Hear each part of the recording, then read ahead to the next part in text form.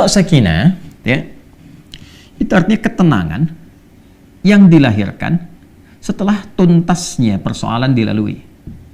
Ya. Baik.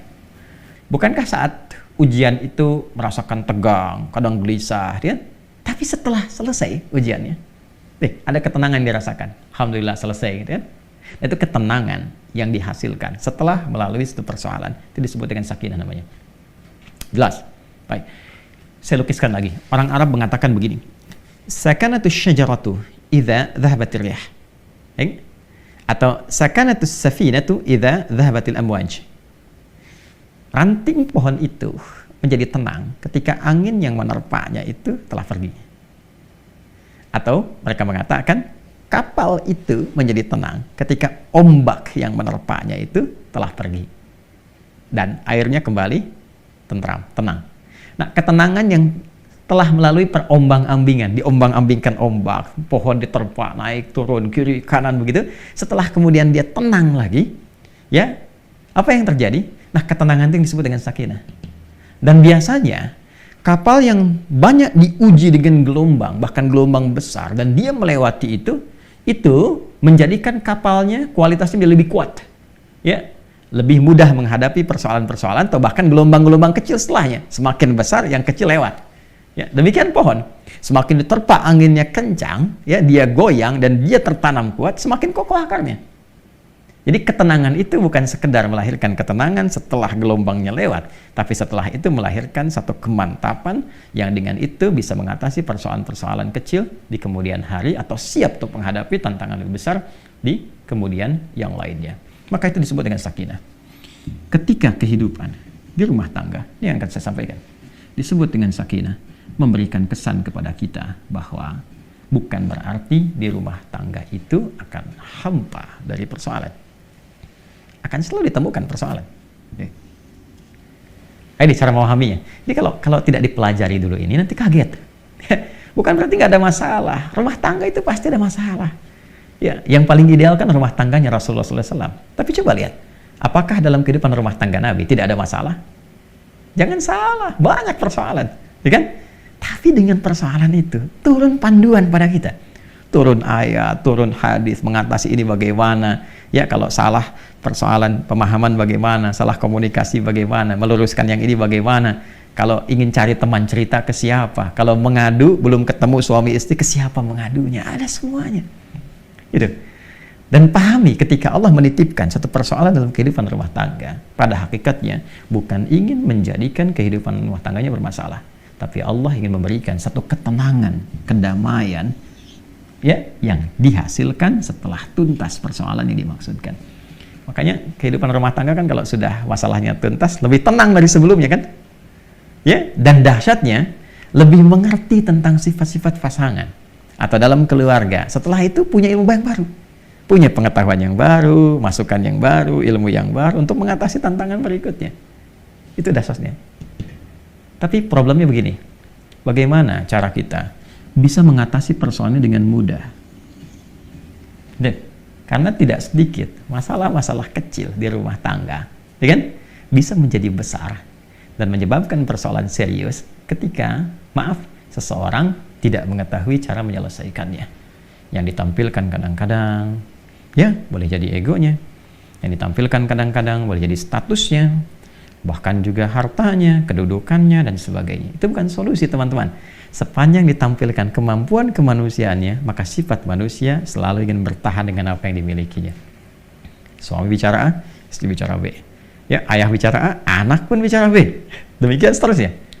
Maka yang terbaik adalah kita mesti menanyakan kepada pengatur segalanya. Ini. Ya. Maka ketika dikembalikan, sakinah itu kan sifat jiwa. Ya kan? Ketenangan itu kan sifat jiwa. Ingat, ketenangan itu bukan sifat fisik. Ya, pikiran itu biasa, ya. Pikiran itu bekerja terus, berpikir itu terus, nggak berhenti, berpikir.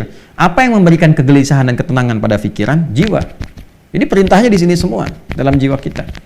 Kalau dia gelisah berarti dari nafsu, ya kan? Kalau dia tenang, nyaman berarti dari takwanya. Itu di jiwanya. Jadi pikiran itu normal saja. dia beraktivitas. Seperti fisik pun diperintahkan. Fisik tuh gimana perintah dari pikiran saja. Ya.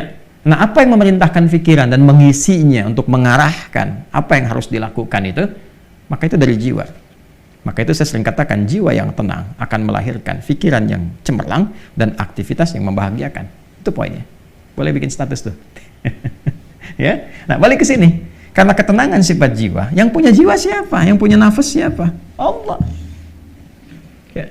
Makanya sering kita katakan kan, ya mengikuti doa Nabi sallallahu alaihi wasallam, ya muqallibal qulub, ya tsabbit qulubana ala dinik, ala iman. Wahai Allah yang mengetahui keadaan hati kami, gitu kan? Yang membolak-balikkan hati, yang memberikan kedamaian pada jiwa. Berikan kami kemantapan dalam jiwa kami untuk menaati ketentuanmu, untuk beriman kepadamu, untuk konsisten pada dinmu. Ini poinnya. Nah, sekarang bagaimana caranya kita bisa belajar untuk menenangkan jiwa sebelum menghadapi persoalannya? Ini poin besarnya. Jadi ada orang-orang tertentu yang Allah berikan ketenangan paripurna dalam jiwanya, sehingga ketika dihadapkan pada masalah itu, dia bisa menyaring persoalannya, menjadikannya lebih kecil. Dan yang paling dahsyat, jadi ringan masalahnya sebelum dihadapi. Bukan nggak punya masalah. Boleh jadi masalah yang sama, bagi orang lain besar, bagi dia tinggal senyum selesai. Itu poinnya. Jadi bukan nggak punya masalah, masalah dia ada. Cuma dikecilkan oleh Allah kadarnya, sehingga dengan kelapangan hatinya, itu menjadi kecil. Jadi kalau Anda punya cawan, teman-teman, ya, cawannya besar, apa saja Anda bisa masukkan dan jadi kecil di situ. Tapi kalau cawannya kecil, ya, yang kecil pun jadi besar. Garam sedikit itu asin semua. Nah, ada orang-orang yang jiwanya dilapangkan oleh Allah sehingga ketika dia menghadapi satu persoalan, perbedaan dengan pasangannya misalnya, ya kan? Melihat keadaan anak dan sebagainya, dia bisa melihat dengan hikmah. Allah lapangkan keadaan hatinya. Kenapa begini? Dia nggak langsung simpulkan, langsung keluar ide itu, dilihat dulu, dia bersikap dulu. Nih, kelapangan jiwa ini mahal. Dan ini tidak mungkin bisa didapatkan kecuali lewat skema ibadah sini. Menghamba. Ya. Nah, semua kumpulan nilai-nilai ibadah kita dalam rangka mendekat kepada Allah, saya sering ingatkan, itu disebut dengan takwa namanya. Ya kan? Takwa itu kan gabungan antara iman dengan amal soleh. Ya kan? Iman itu kan pekerjaan hati dalam jiwa. Amal soleh implementasinya. Digabungkan jadi takwa. Seseorang yang membangun kehidupan rumah tangganya dengan nilai-nilai ketakwaan. Ini. Dia bangun dengan takwa. Dia jaga sholatnya, diwasiatkan pada istrinya sekalipun keluar tetap jaga sholat, anak-anak pastikan sholat, hidupkan rumah dengan Al-Quran, dekati Allah Subhanahu Wa Taala, banyakin zikir, misal, itu akan beda suasana rumahnya. Demi Allah saya katakan, Anda kalau nggak percaya silahkan, ya, hidupkan rumah dengan suasana ibadah kepada Allah. Anda ada di dalam ataupun sedang di luar, hidupkan, maka akan ada suasana yang berbeda kepada jiwa. Allah akan jaga itu.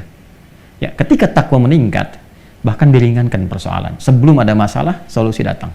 Sehingga masalah jadi ringan. Itu yang dimaksud Quran, surah ke-65, di akhir ayat kedua. At-Talaq, ayat kedua. At-Talaq itu kan satu masalah yang tinggi, ya, yang tidak mudah diatasi.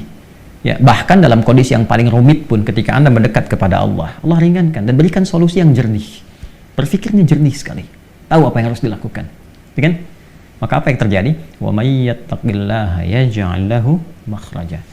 Siapapun yang mampu membangun ketakwaannya kepada Allah, dan dia naikkan lagi, ya kan? Maka apa yang terjadi? Yaj'al lahu makhraja. Allah berikan jalan keluar dari setiap persoalan yang ia alami. Apalagi kalau pasangan itu kompak. Ya kan? Ya, mungkin nggak bersama-sama dalam beberapa kesempatan, tapi memberikan wasiat. Bangunkan istri, anak-anak, ingatkan sebelum pergi, kan? Dan sebagainya. Itu pasti tuh. Ya, dari sekian banyak persoalan, ketika ditumpahkan di atas sajadah, dia mengecil dan curhatnya kepada Allah. Innama ashku bathi wa huzni ila Allah. Demikian ya nasihat dari Nabi Ya'qub alaihissalam yang diabadikan Quran surat Yusuf itu kan. Kalau mau curhat, curhat ke Allah. Sampaikan. Dan akan cenderung bahagia. Ketakwaan membangun kebahagiaan. Quran surah kedua di akhir ayat 189. Wattaqullaha la'allakum tuflihun.